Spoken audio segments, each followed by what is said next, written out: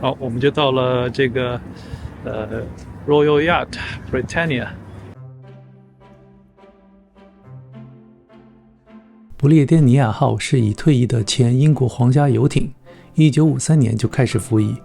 它最后一次出动是1997年的6月，前往香港，接查尔斯王子和刚卸任的香港总督彭定康离开香港。他于同年12月正式退役。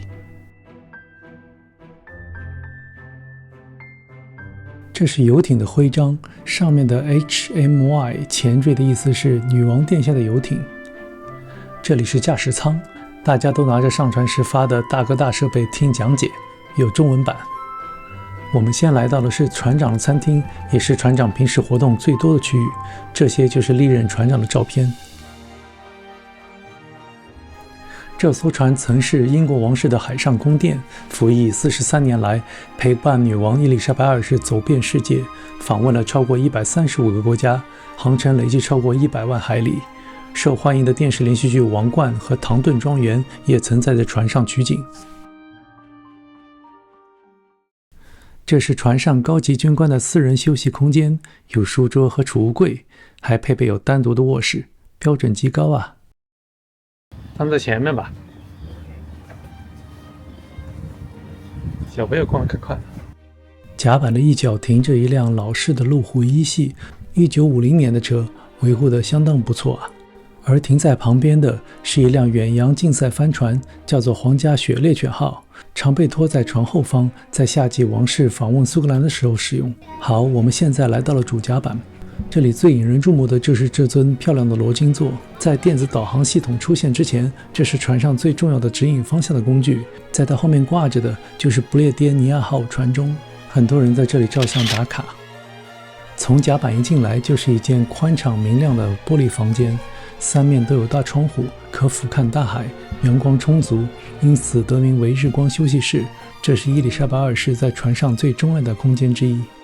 左边还有一个藏在幕墙后的私人酒柜，显得既低调又奢华。旁边还有一个小画架，上面这幅画中的人物正是菲利普亲王。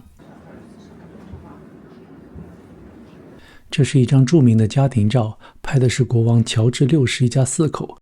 这是女王的卧室，从布置风格到每一件家具都体现了她一贯的审美品味，优雅、朴素且讲究实用。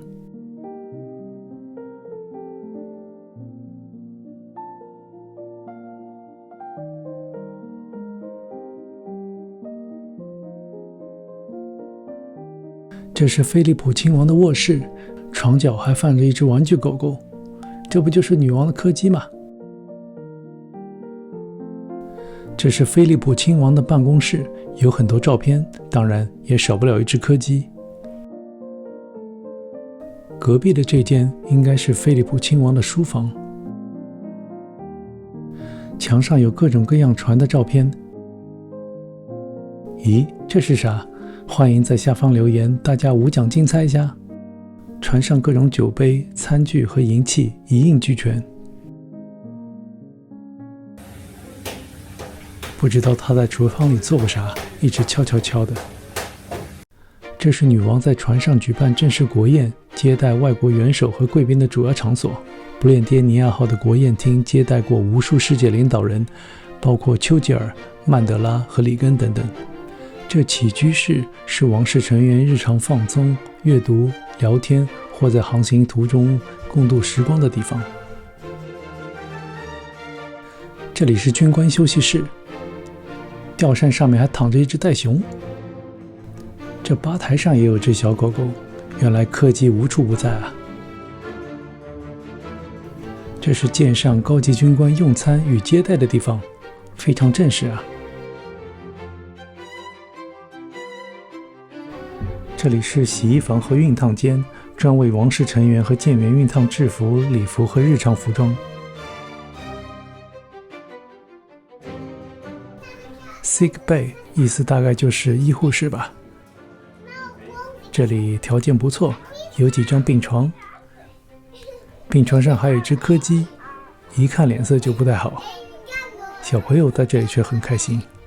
旁边还有一个手术室，条件真的不错，有什么突发情况都可以应对。这是皇家海军军士或下级军官的舱房，他们比普通水手的级别要略高一些。这里就是水手或下级舰员的集体舱房，也是舰上最基层成员的生活睡眠空间。这是普通水手和下级军士日常洗漱和淋浴的区域。这里还有个小的展览馆，介绍一下英国皇家海军的船舰历史，还有机会让小朋友们学学怎么打水手节。好，我们在皇家游轮不列颠尼亚号上转了这么一大圈，现在从这里走红地毯下船，仪式感满满的哦。岸边还有一艘皇家驳船，每当游轮无法直接靠岸时，便由它接送女王和随行官员上岸。走，晚上我们去旧城区吃个正宗的苏格兰菜，就在皇家1英里旁边。这里就是网红知名的 Marcus 土豆泥，但人总是很多，还订不到位，那只好排队了。今天天气阴冷，风大还下小雨，居然有那么大一群人那么嗨。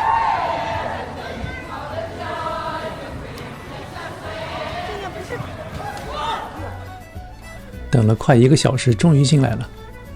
楼上桌子不多，领位的小姑娘带我们去楼下。这家店以创意土豆泥和经典苏格兰菜肴而闻名。